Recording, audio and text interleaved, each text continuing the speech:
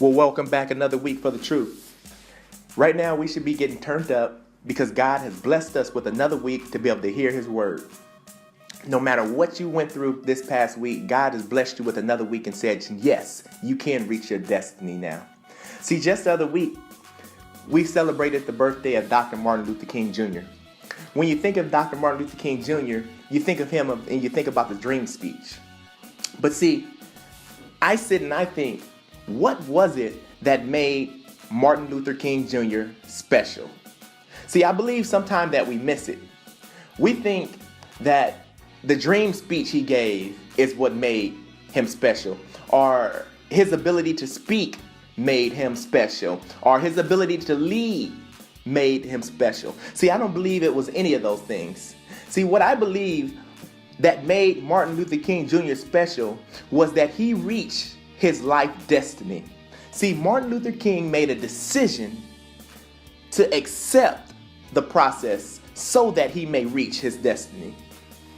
Martin Luther King knew what to seek, and I think that's the difference. See, Martin Luther King, he didn't seek money, he didn't seek fame, he didn't seek power. See, he knew that the only thing that he must seek was the kingdom of God. As Martin Luther King Jr. made that decision to seek the kingdom, he was launched into his destiny. Well, today, you have the same ability to be launched into your destiny, but the question I have for you is, what are you seeking? That brings us to our topic for today. And the topic for today is, if you want to be launched into your dream and fulfill your life destiny, then you have to seek the kingdom of God. You might sit there and say, well, what is the kingdom of God? Well, we'll spend the next few weeks talking about God's kingdom and what it is. See, Romans tells us that God's kingdom is a life of goodness, peace, and joy.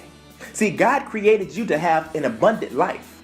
You and everyone that you come in contact with are all a part of God's kingdom. See, understand that you can only be launched into your destiny and sustained in your destiny is only when you seek His kingdom. See, Jesus said that He would go before you and He would prepare a place. And sometimes we even miss that. But listen to what He said. He will go before you and prepare a place. The place has been prepared for you already. Now you have to be the one to make a decision to decide whose kingdom you will seek. See, you have to make a decision.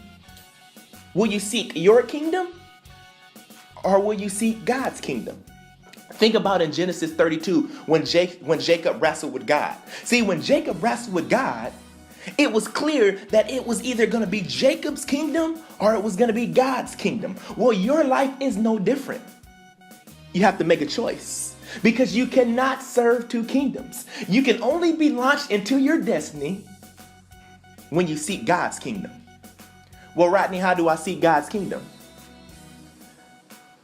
Well, you first have to accept the gifts that God has given you. See, what I'm saying is you are a beautiful creation.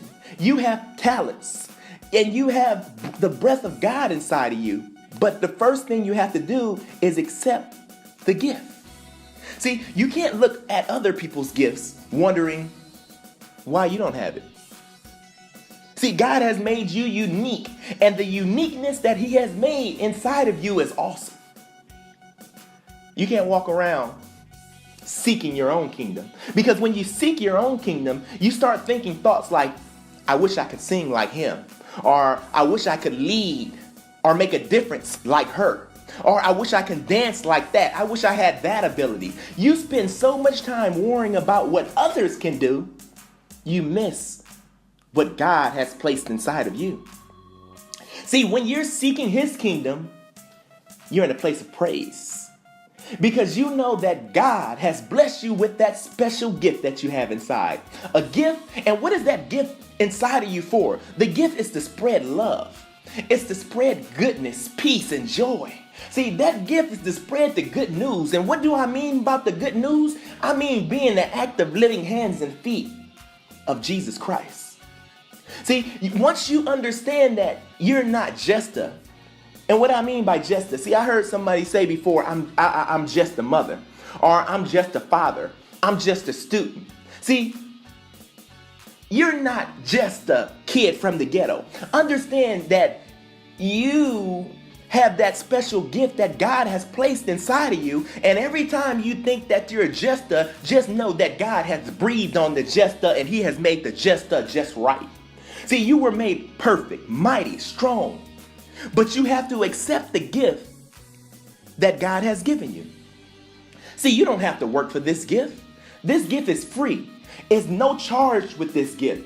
You don't have to put this gift on credit card or put it on layaway because it's free. The truth is you were born with this gift, and now it's time that you take the steps and you go through the process so that you may manifest this gift and be launched into your destiny.